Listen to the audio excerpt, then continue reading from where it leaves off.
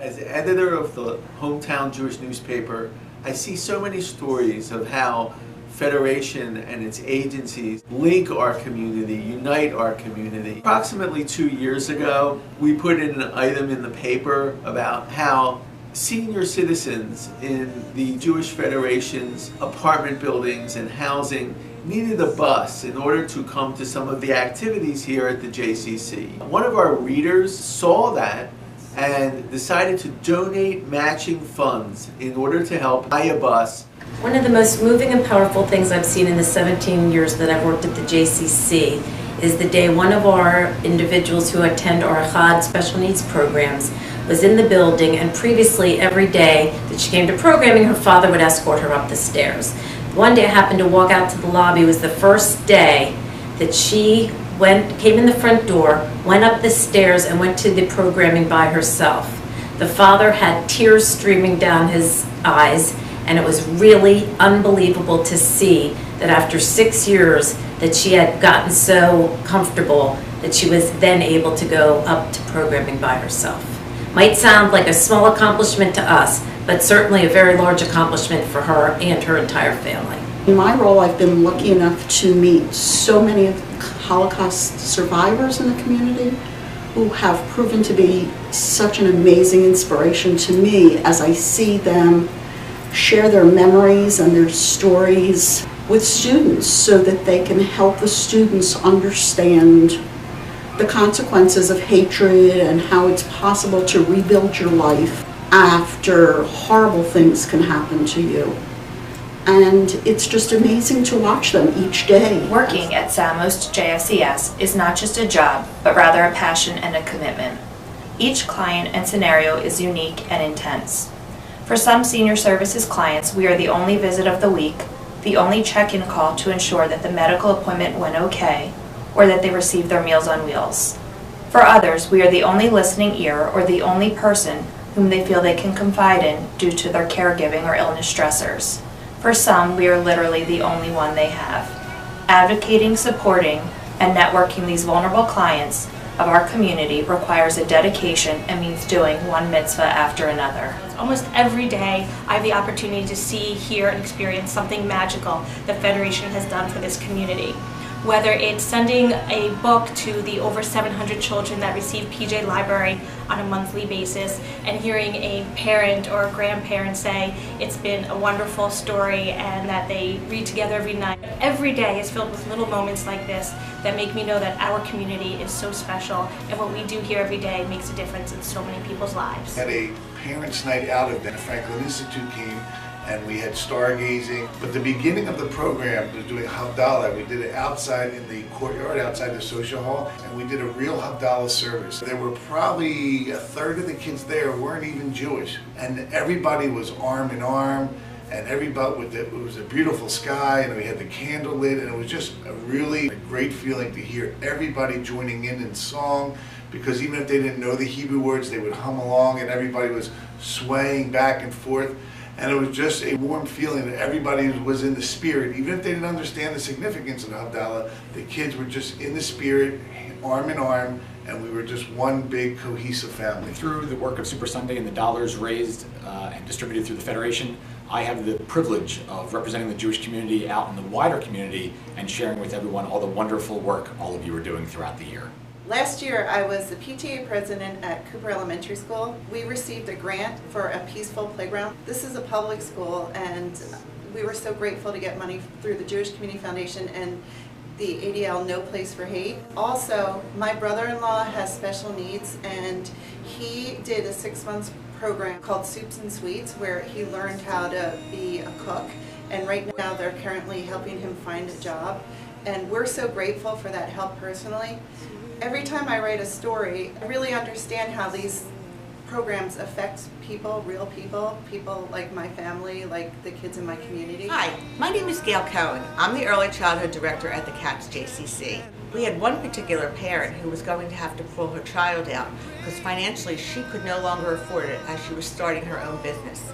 And thanks to Jewish Federation, she was able to keep her children here, and she was able to start her business. I'd like to tell you a few things that Jewish Federation does to help some of our families and their children in our community. The Gift of Israel program, the Federation gives $100 for each child each year, so they have $700 towards an Israel trip. The other thing that is very beneficial to our students is our scholarship program. We offer scholarships for summer camp and Israel programs. Most of these scholarships are based on need, and these children would not be able to have this experience if it were not for the annual campaign and Jewish Federation. I see clients every day who have an impact on me personally, but I wanted to tell a story about one client. He told us that he was living in his van. He had been evicted from a rented room that he was living in, and he had no family to turn to and nowhere to go. We were able to get him into another rented room. We were able to help him with this security deposit. He mentioned that he had cancer, so we actually have funding for some cancer patients, and we were able to pay out of that money. So he got into a rented room, but he was still struggling because it didn't leave a lot of money left over for groceries or for anything else. So we suggested that he apply for Federation housing, which he did do. And throughout that time, he came into our offices for counseling and for food. He especially loves the meals prepared by the local synagogues. And we really got to know each other. And last July, he got a call that he was eligible to move into the Gesher house. So now, he's 80 years old. This is a year and a half later. He has a roof over his head. He's able to afford the rent. He's making a new life for himself, and for the first time in a long time, he has some security. Hi, my name's Kim. I work for the Federation, and I'm also a companion for Aleph. One of the best experiences I've had is that companion for a gentleman, and we go to the theater a lot together, and unfortunately he broke his hip, and we took a visit to Lionsgate, and when we walked into the room, he had the biggest smile on his face, and it just filled my heart with immense joy to know that we made a difference in his life, and that made a huge difference in my life as well. I'm Suzanne Post, and I work in the adult department here at the Cats JCC. I get at least a story a day. I'm so privileged and happy to be working in this department because of those stories. One in particular has to do with a woman who stopped me right before she got on our adult services bus, and she told me about her Holocaust experience and when she was freed and liberated. It's absolutely a privilege to be able to hear all kinds of stories. Hi, I'm Susie Shavelson, the Associate Director of Early Childhood, and I was asked to give a heartwarming story about one of our families. The family that came to mind first is a family who actually came to observe our infant program. The family was moving here from another country. They were expecting a baby and they loved everything, and I hadn't heard from them for a couple of weeks, so I gave them a call. They told me that the baby was born, I think it was 13 weeks early. We had kept in touch throughout the whole time that the baby was in the hospital, and she was old enough and well enough, she did come to our program and stayed all through kindergarten, as did her 2-year younger sister. That little girl is now 11, her sister is 9, and I know that the family is still involved with Just for Kids. They've made many friends, the children and the parents. Without us, I don't know where they would have found a home away from home. Hi, I'm Marcy Lahav, the Director of the Adult Cultural and Judaic Department here at the JCC. I would just like to tell you a personal story. I have a son, Adam, who was born with cerebral palsy. We moved to this community when he was in 2nd grade. From that time on, we realized that when we were here, we were at the right place. From open hearts, open doors, to SIP shops at JFCS that assisted his brother Adam in dealing with his cerebral palsy, to the Ahad department, to then Adam going to camp as a camper, becoming an advocate for kids more challenged than he through Ahad, and then working in early childhood, and then being hired as the first male teacher in early childhood. He is not only a success to himself and to his family, but also to this great federation. Thank you very much. Hi everyone. I just want to take this opportunity to thank each and every one of you for coming to the breakfast this year.